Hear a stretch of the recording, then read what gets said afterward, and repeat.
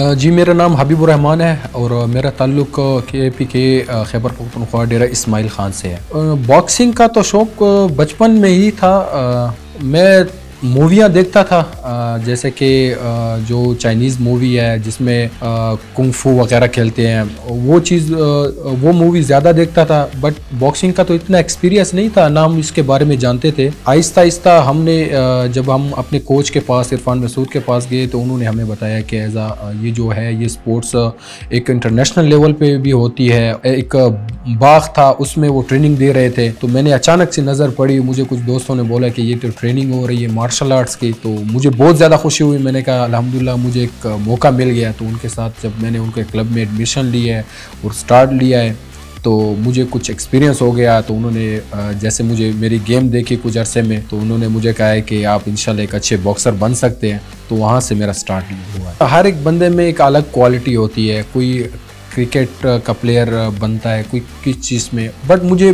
Boxing में बहुत ज़्यादा शौक़ था। वो इसलिए कि जब मैंने स्टार्ट लिया, हमारी जो लाइफ थी वो जिस तरह के हम फ़ाइट करते हैं, हमने अपनी लाइफ में भी सारे इस तरह की फ़ाइट की है।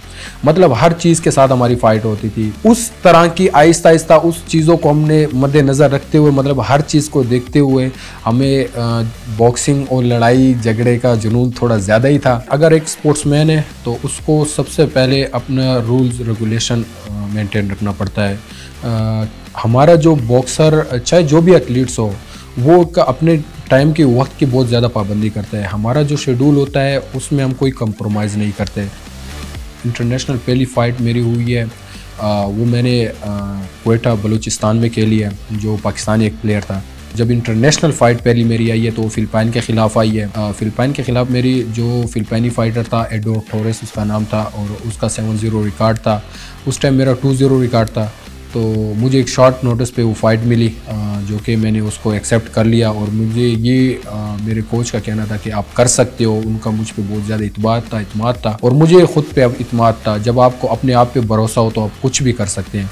उस फ़ाइट के लिए मैंने तैयारी की है। ओनली 10 डेज़ मुझे मिले हैं उस फ़ाइट के लिए। तो अल्हम्दुलिल्लाह उस फ़ाइट में मैंने उसी फ़िलिपाइनी फ़ाइटर को जो 4 राउंड है उसमें उसको मैंने नॉकआउट मारा है। इसके अलावा फिर मैं अज़रबैजान गया, वहाँ पे अल्हम्दुलिल्लाह एक बहुत बेहतरीन जो मेन इवेंट की फ़ाइट थी मेरी, 8 राउंड की फ़ाइट थी, जो कि तकरीबन 30 से 32 मिनट हम फ़ाइट करते रहे और उसमें भी अल्हम्दुलिल्लाह मैंने अच्छी परफॉर्मेंस की है। इसके बाद फिर मैं पाकिस्तान में 2 इंटरनेशनल फ़ाइटें की है अफ़गानिस्तान के ख़िलाफ़, उसमें अल्हम्दुलिल्लाह उनको मैंने नॉकआउट मारा है। अवार्ड तो जो मेडल है वो मैंने जो KPK लेवल पे है, खैबर पख्तूनख्वा जो अंडर 21 गेम है उनमें मैंने मेडल लिए हुए हैं। नेशनल लेवल पे भी मैंने मेडल लिए हुए हैं। और इससे मुख्तलिफ बाकी जो लाहौर, कराची, मुख्तलिफ जगह पे जो फ़ाइट से होती थी अल्हम्दुलिल्लाह उन पर भी काफ़ी मेडल ले चुका हूँ। उसके बाद एक वर्ल्ड टाइटल के लिए जब मैं क्वालिफाई हो गया था तो उसमें भी मेरी फ़ाइट आ रही थी, लेकिन ये है कि हमारे उस टाइम वीज़े नहीं लगे।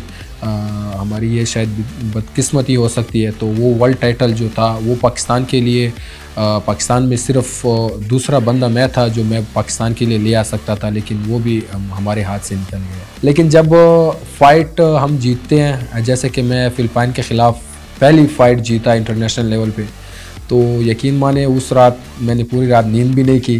और मेरी लाइफ की मतलब जो मैंने स्ट्रगल किया है, जो मेरा 4-5 साल मेहनत थी, वो सब मैं भूल गया। और उसी दिन बस ऐसा मिला कि मुझे उसी फाइट की वजह से पूरा सिला और मुझे वर्ल्ड लेवल का एक मेडल मिल गया। और थाईलैंड में मैंने कज़ाकिस्तान के ख़िलाफ़ फ़ाइट किया अल्हम्दुलिल्लाह, वो भी मैंने एक बेहतरीन फ़ाइट खेली है। अब इंशाल्लाह नेक्स्ट फ़ाइट जो है वो मेरी बांग्लादेश में है 18 मई को और इंडिया के अगेंस्ट इंशाल्लाह वो भी एक बेहतरीन फ़ाइट होगी। गोल तो ये है कि मतलब एक वर्ल्ड लेवल पे कोशिश करेंगे। हमारा गोल है कि हम उस लेवल पे खेलें। अक्सर हमारे थोड़े से मिस्टेक हो जाती है, हमें स्पॉन्सर प्रॉपर नहीं मिलता। कोशिश होती है क्योंकि हमारे जो डाइट प्लान होते हैं, जो हमारे अखराजात होते हैं, वो हमसे इतने मतलब बर्दाश्त नहीं होते। हमारा ज़्यादातर ट्रेनिंग पे फोकस होता है। तो अगर आप ट्रेनिंग पे फोकस करोगे तो आपको प्रॉपर एक डाइट प्लान होता है, आपका कोच होता है, वो आपको चाहिए होता है। अगर वो नहीं होता तो आप इस तरह के इंटरनेशनल लेवल पे नहीं खेल सकते। जो पाकिस्तान लेवल पे है वो तो अल्हम्दुलिल्लाह हमने बहुत अच्छी फ़ाइटें खेली है। तो इंटरनेशनल लेवल पे अगर आप खेल रहे हो तो आपको मुख्तलिफ ममालिक के प्लेयर मिलते हैं।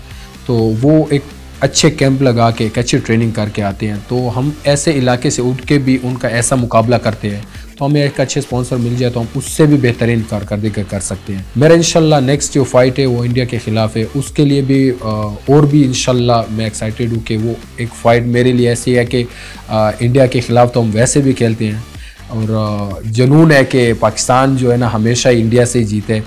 तो कोशिश है कि इंशाल्लाह कि ये जो आने वाली फ़ाइट है इसमें भी बेहतरीन कारकर्दगी हो और नेक्स्ट लेवल पे जो पाकिस्तान को मैं एक वर्ल्ड लेवल पे रिप्रेजेंट कर सकूं। जी सर, बिल्कुल। काफ़ी लड़के मुझे रिक्वेस्ट भी करते हैं कि अभी हम आपके साथ ट्रेनिंग करना चाहते हैं, बट हमारी ट्रेनिंग बहुत टफ़ होती है। अक्सर लड़के मेरे साथ ट्रेनिंग नहीं कर सकते क्योंकि हमारा कोच जो है वो मतलब बहुत ज़्यादा टफ़ ट्रेनिंग देता था और मैं भी उसी तरह ट्रेनिंग देता हूँ।